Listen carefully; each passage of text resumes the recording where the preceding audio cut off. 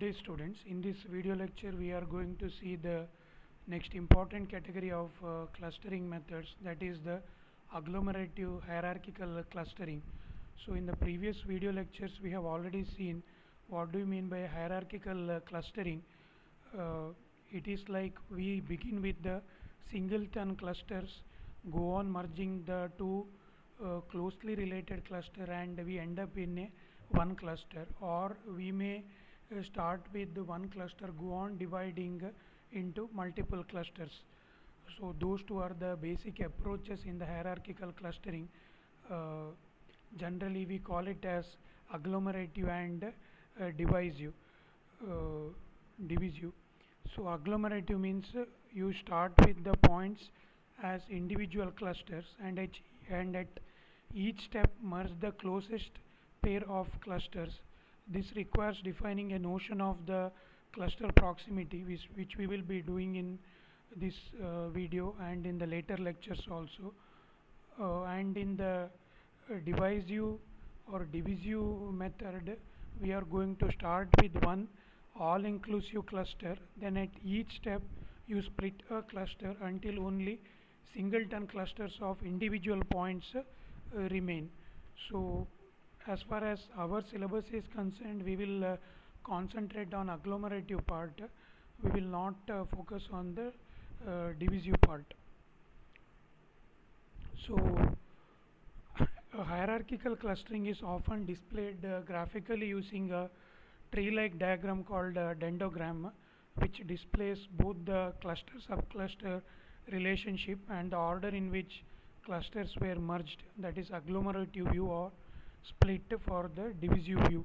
For two sets of for the sets of two-dimensional points, a hierarchical clustering can also be graphically represented using a nested cluster diagram. Since it is a nested clustering, we can also represent it graphically. So let us see here. So this is a tree-like dendrogram structure where it clearly shows us how the points are being merged. So P2 and P3 is being merged and one cluster is being created. From that, P2 P3 together is merged with P4, then as a whole it is merged with the P1. This is a dendrogram, and a nested cluster diagram gives us a clear view of how these points are being clustered hierarchically. So now let us go and see how does the basic agglomerative hierarchical clustering algorithm works, or how it is being written. So many agglomerative hierarchical clustering techniques are variations on a single approach, that is starting with individual points as clusters, successively merge the two closest clusters until only one cluster remains. So it is very easy to understand. You begin with each point, that is the single, as a singleton cluster, then you merge the two points in such a way that it should be close to each other. Once you get that, you merge it with the next closest point. So that is the method or the procedure which we are going to follow for this agglomerative hierarchical clustering. So let us see the steps of the algorithm. In the beginning, you have to compute the proximity matrix. Why this proximity matrix is required means to determine which two points are close to each other or more similar to each other. Then only based on that we can merge two points. That's why we want the proximity matrix to be ready uh, before we go ahead with the further steps. Then what do you do means, once the proximity matrix is ready, you repeat the following two steps, that is the third and fourth step. You merge the closest two clusters which is based on the proximity matrix, then you update the proximity matrix to reflect the proximity between the new cluster and the original clusters. Whichever the cluster you have merged, you reflect the new clusters proximity with the original clusters. So go on doing this or go on repeating this until only one cluster remains. So this is what we are supposed to do in the basic agglomerative hierarchical clustering, and as far as your exam is concerned, this is very important, and it is very easy to write also. Now let us define the proximity between the clusters. So the key operation in basic agglomerative hierarchical clustering algorithm is the computation of the proximity between two clusters, that is the proximity matrix which we want. It is the definition of the cluster proximity that differentiates various agglomerative hierarchical techniques. So based on the definition of the cluster proximity, actually the various techniques are going to vary. We will see the how these proximity measures are being defined. So cluster proximity is typically defined with a particular type of cluster in mind. For example, many agglomerative hierarchical clustering use min, max and group average that come from a graph based view of clusters. We will see in detail what is this min, max and group average. So min defines cluster proximity as the proximity between the two closest points or closest two points that are in different clusters, or in graph terms the shortest edge between two nodes in different subset of nodes. What does the max means? It takes the proximity between the farthest two points in different clusters to be the cluster proximity, or in graph terms the longest edge between two nodes in different subsets of nodes. So in case of min, we have to take the proximity between the two closest points that are in different clusters. In graph terms, that is the shortest edge between two points in different clusters. For the max, we have to consider the farthest two points in different clusters, or in graph terms longest edge between two nodes in different subsets of nodes.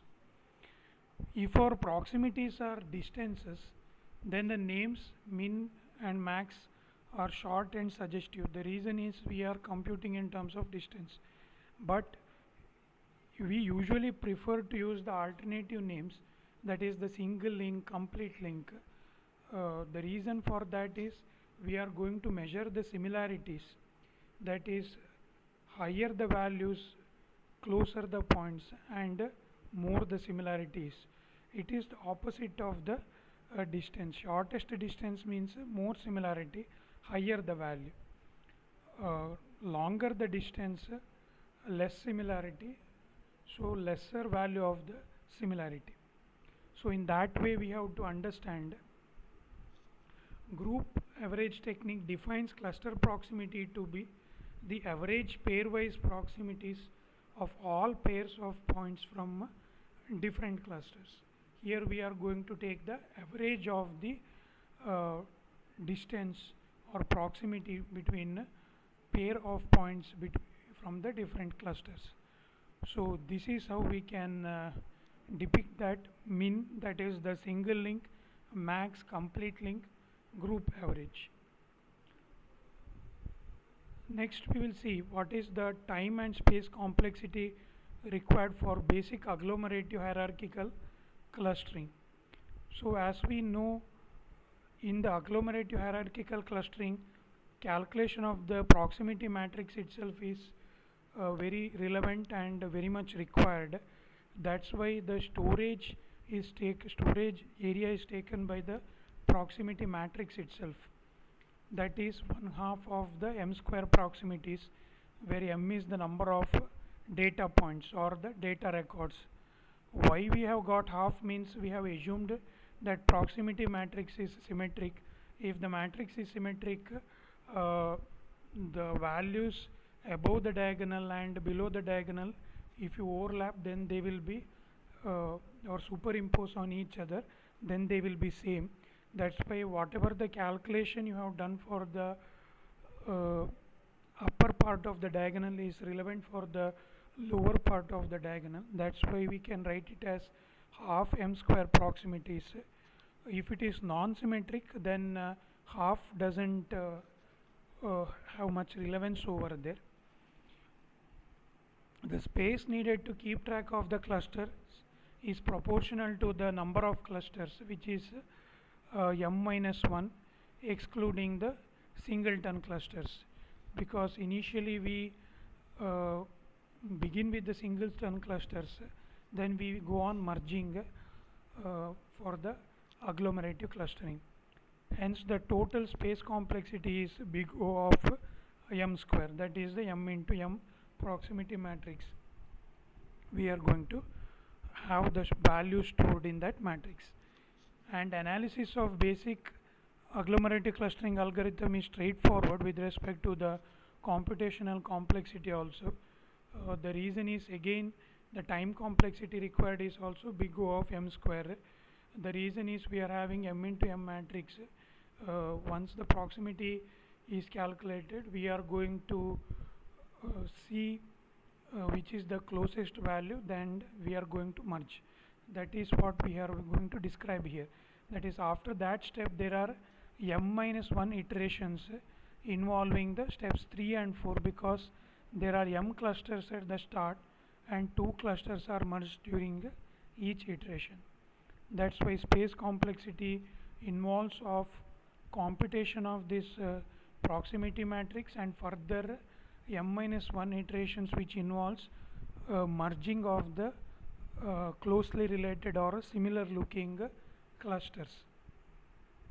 This brings us to the end of the lecture related to the introduction to agglomerative clustering as well as the algorithm of agglomerative clustering. In the next lectures we will see some of the specifics, techniques related to the agglomerative clustering, that is how to calculate the single link, complete link and group average with an example. Then we will discuss about the key issues in hierarchical clustering and close the discussion regarding the agglomerative hierarchical clustering. Thank you.